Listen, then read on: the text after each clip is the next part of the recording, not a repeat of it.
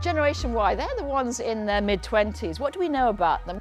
This is a generation which already knows it's probably going to be working longer than its parents' generation and its grandparents' generation.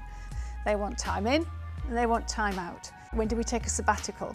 Actually, how do we manage our aspirations for family life? They're the world's first joined-up generation, and of course technology has played a role in that. So whether they're educated in Mumbai or educated in California, they're very likely to be remarkably similar in terms of what they want from work.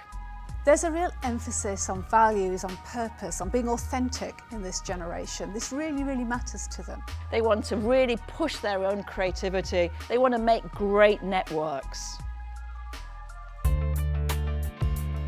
Tips for 2030. It's about managing virtual teams. They're really difficult to manage. I think the corporations that really are able to do that will gain real competitive advantage. A tip I'd probably share around Generation Y is that they are great originators, they're great ideas people. You can see them building and expanding and developing the whole time. As business, I think what we have to be able to do is rapidly deconstruct as well as construct. What we don't want is a business landscape in 10 or 15 years' time, which is populated with the rotting hulks of businesses that have had their day, but we've not learned how to take them down, to cannibalise them and to quickly rebuild something in their place. We're now saying, okay, if people work virtually, what then does it mean to actually be face-to-face? It's a very precious resource.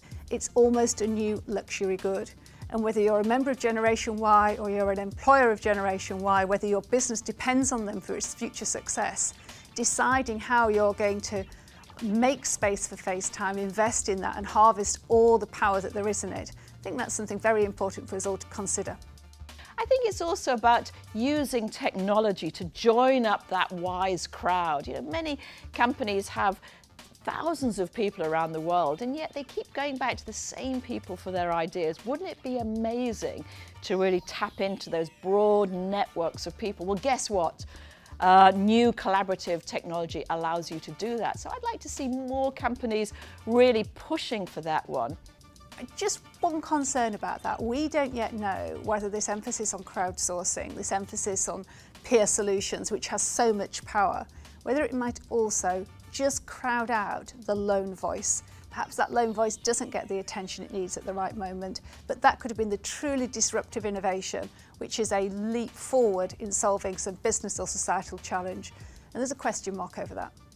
People also want to develop themselves as humans. They want to be close to other people.